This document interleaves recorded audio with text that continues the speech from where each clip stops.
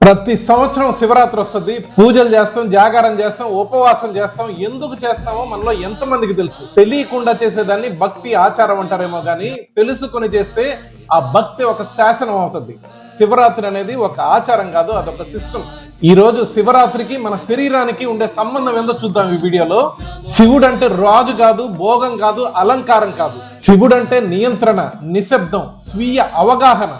Silent గా ఉంటే రాత్రిపూట నిశ్శబ్ద వేళలో మన లోపలికి మనల్ని మనం చూసుకోవడమే శివరాత్రి అవుతుంది. పురాణాల ప్రకారం చూస్తే శివుడు పార్వతి వివాహం అంటారు, లేదు శివుడి తాండవం అంటారు.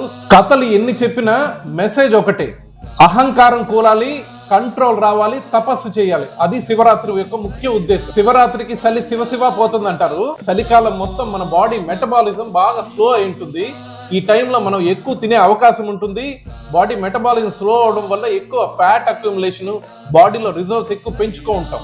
దానికి ఒక బ్రేక్ ఇచ్చేదానికి కరెక్ట్ సమయం శివరాత్రి. సో బాడీ మళ్ళీ ఎండాకాలానికి ప్రిపేర్ అవ్వడం ఇది.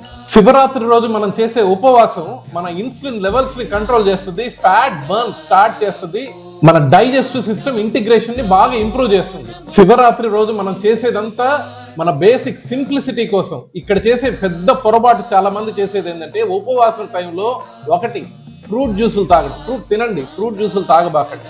2 హై డీప్ ఫ్రైడ్ స్నాక్స్, వాటి జోలికి పోవద్దు. ఇంకా రాత్రంతా జాగారం ఎందుకు చేస్తాము? మన లైఫ్ స్టైల్లో లేట్ గా ఆహారం తినడము, లేట్ గా నిద్రపోవడము, బాడీ మెకానిజం టోటల్ గా నాశనం అయిపోయి ఉంటుంది మన శరీరం. ఈ ఆల్కహాల్, స్మోకింగ్ ఇట్లాంటి అలవాట్లు ఉండే వాళ్ళందరూ ఈ శివరాత్రి రోజు ఉపవాసం ఉండి జాగారం చేస్తే శరీరం, మన బాడీని మనం కంట్రోల్ చేసుకోగలం అనే కాన్ఫిడెన్స్ వస్తుంది. జాగారం చేసే టైంలో ఏం చేస్తాం? రాత్రి అంతా నిటారుగా కూర్చుంటాము, ధ్యాస అంతా మన శ్వాస మీద పెడతాము. దాన్నే మెడిటేషన్ అంటారు.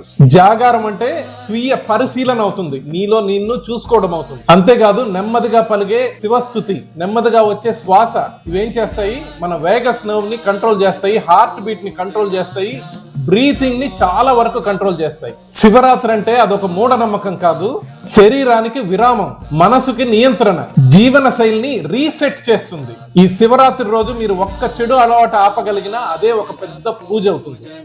గర్భిణీ స్త్రీలు, షుగర్ ఉండేవాళ్ళు, హెల్త్ కంప్లైంట్స్ ఉండేవాళ్ళు ఖచ్చితంగా శివరాత్రి రోజు ఉపవాసం గాని జాగారం గాని చేయాలంటే డాక్టర్ ఒపీనియన్ తీసుకోకుండా అటువంటివి చేయబాకండి. హర హర మహాదేవ్. पूजनाभ्यां नमो नमः श्री गुरुपादुकाभ्याम्।